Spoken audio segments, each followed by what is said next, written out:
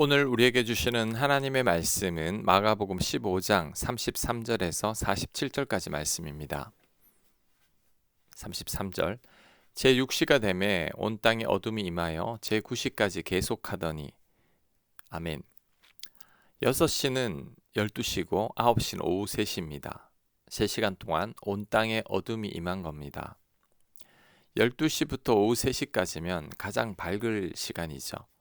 하지만 그때 당시 자료에 의하면 그때 횃불을 들 정도로 어두웠다고 합니다. 3시간가량 어둠이 임한 거죠.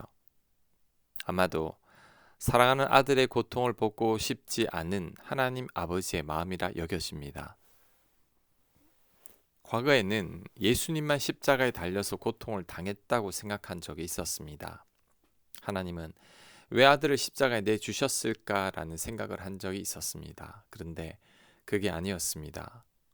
십자가에 예수님만 달리신 게 아니라 하나님도 같이 십자가에 달리셨습니다. 자녀의 눈물은 부모님의 피눈물이죠. 사랑하는 아들의 고통은 곧 아버지의 고통입니다. 그래서 하나님도 십자가에 같이 달리신 것입니다. 내 자녀가 십자가에 달리게 된다면 부모님들은 모두 대신 십자가에 달리려고 할 것입니다. 사랑하는 자녀이기 때문이죠. 차라리 내가 아픈 게 더 낫기 때문입니다. 마찬가지로 하나님께서도 예수님과 함께 십자가에 달리신 것과 같습니다. 사랑하는 아들 예수님이시기 때문이죠. 이것을 우리에게도 적용할 수 있어야 합니다. 우리가 힘들 때 우리만 힘든 게 아닙니다. 우리보다 하나님께서 더 힘들어 하신다는 것을 알아야 합니다. 왜냐하면 우리는 하나님의 사랑하는 아들, 딸들이기 때문이죠. 혹시 홀로 힘든 시간을 보내고 있다면, 세상에 나 혼자 고통받고 있는 것처럼 느껴진다면, 그 어느 누구도 내 마음을 몰라주는 것 같다면, 일단 그 생각은 잘못된 생각임을 알아야 합니다.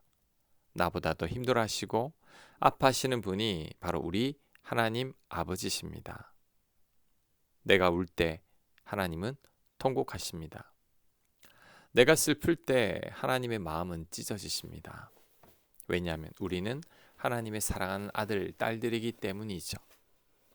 이것을 우리가 온전히 깨닫게 될 때 가장 큰 위로를 받을 수 있습니다. 우리가 이겨내지 못할 슬픔이나 고난도 없습니다. 아버지 하나님께서 내 곁에서 나를 돌보고 계심을 잘 알기 때문이죠. 나보다 더 슬퍼하시고 아파하시는 분이 바로 우리 하나님 아버지심을 잊지 말아야 합니다. 34절 제9시에 예수께서 크게 소리 지르시되 엘리 엘리 라마 사박다니 하시니 이를 번역하면 나의 하나님 나의 하나님 어찌하여 나를 버리셨나이까 하는 뜻이라. 아멘. 오후 3시에 예수님께서 절규하셨습니다. 엘리 엘리 엘리 라마 사박다니 아람어죠. 나의 하나님 나의 하나님 어찌하여 나를 버리셨나이까 라는 뜻입니다. 하나님이 예수님을 버렸을까요? 아닙니다. 버리지 않았는데, 그렇다면 버리지 않았는데 왜 버렸다고 할까요? 하나님과의 완전한 단절이 일어났기 때문이죠. 예수님은 하나님과 하나가 된 삶을 살았습니다. 날마다 하나님을 느끼고 하나님과 동행하는 삶이었죠.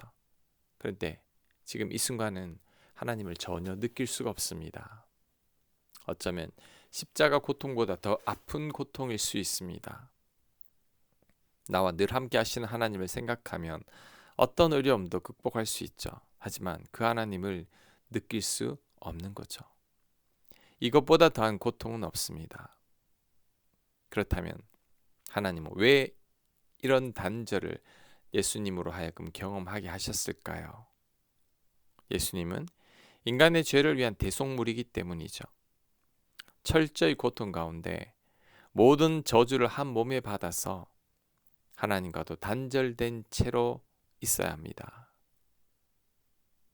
우리 죄 때문이죠. 예수님은 이렇게까지 고통을 당하셨습니다. 바로 저와 우리 모두를 살리기 위해서죠.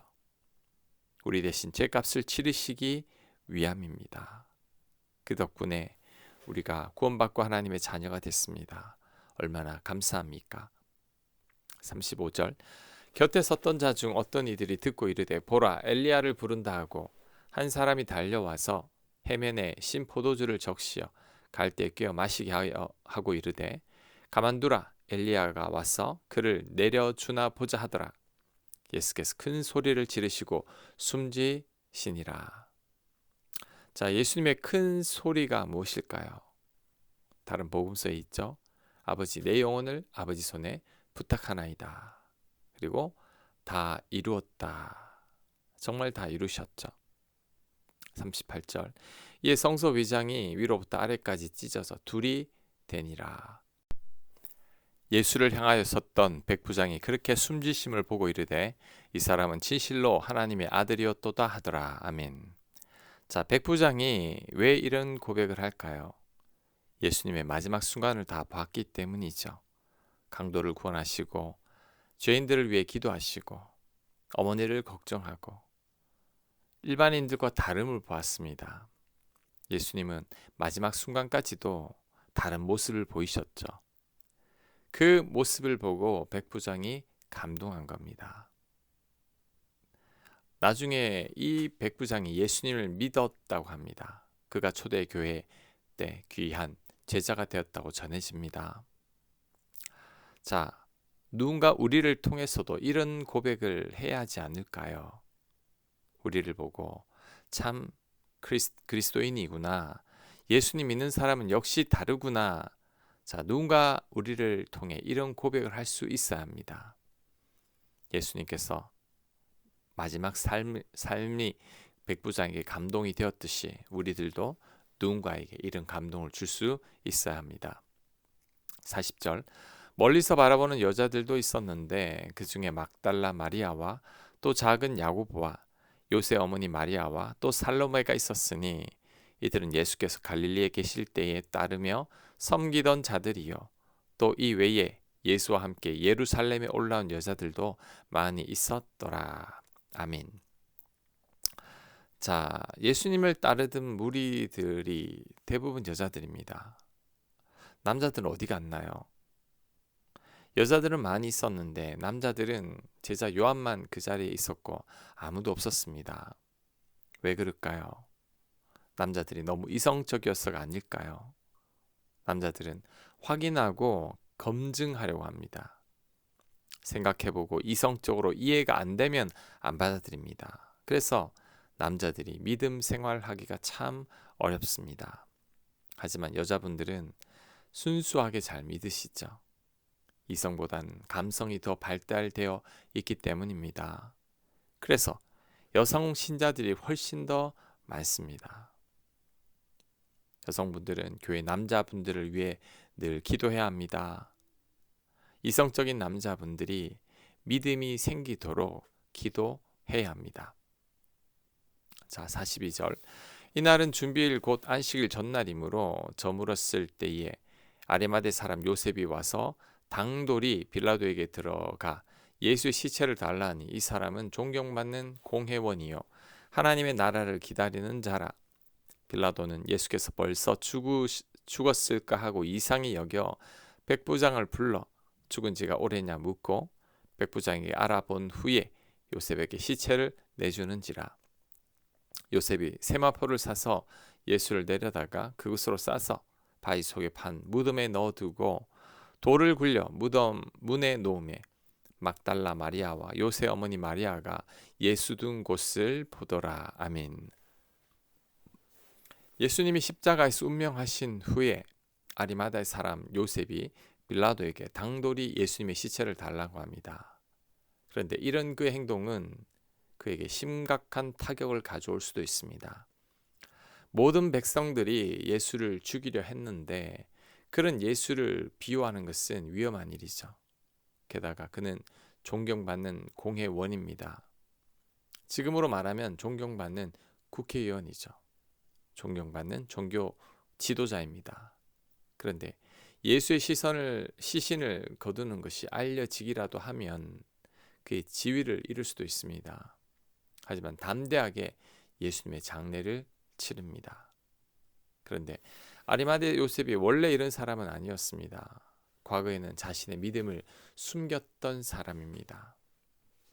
요한복음 19장 38절입니다. 아리마대 사람 요셉은 예수의 제자이나 유대인이 두려워 그것을 숨기더니, 아리마대 요셉은 과거에는 유대인을 두려워했습니다. 예수님의 제자인 것도 숨겼죠. 하지만 지금 이 순간은 예수님의 참 제자입니다. 예수님을 따르던 12제자들은 다 도망쳤지만 마지막에 남아 예수님의 장례를 치른 사람은 요셉뿐이죠. 이것을 볼 때 신앙은 지금 이 순간이 가장 중요합니다. 과거에 아무리 잘 믿어도 지금 하나님과 멀어져 있다면 아무런 소용이 없죠. 지금 결단과 순종하는 삶을 살지 않고 있다면 과거의 믿음은 아무것도 아닙니다. 과거에 잘 믿었던 예수님의 12제자는 지금 이 순간 한 명도 없죠. 하지만 과거에 두려움에 숨어 다녔던 아리마대 요셉은 지금 예수님 곁에 있습니다. 지금 믿음 가운데 있는 아리마대 요셉이 참 믿음의 사람이죠. 믿음은 철저 현재입니다. 과거에 잘 믿은 것 소용없습니다. 과거의 믿음이 약했지만 지금의 믿음 가운데 거하고 있다면 그 믿음이 진짜 믿음이죠. 또한 이 현재의 믿음을 마지막까지 잘 지켜내야 합니다. 지금 아무리 잘 믿어도 나중에 내 믿음이 형편없다면 무슨 소용이 있겠습니까? 우리는 마지막 하나님 앞에 섰을 때 어떤 사람으로 서 있느냐가 중요합니다. 과거의 믿음 중요하지 않습니다. 과거의 믿음 자랑할 필요도 없습니다. 지금 내가 믿음 안에 있어야 합니다. 마지막 순간에 믿음을 지킨 자가 되어야 합니다. 그럴 때 하나님의 칭찬이 있을 것입니다. 아멘. 묵상과 적용 질문입니다. 예수님만 십자가에 달리신 게 아니라 하나님도 함께 달리셨음을 묵상해 보시기 바랍니다. 내가 고통당할 때 나보다 더 아파하시고 힘들어하시는 하나님을 묵상해 보시기 바랍니다.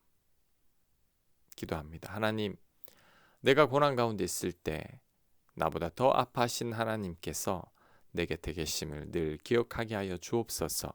예수님 이름으로 기도합니다. 아멘.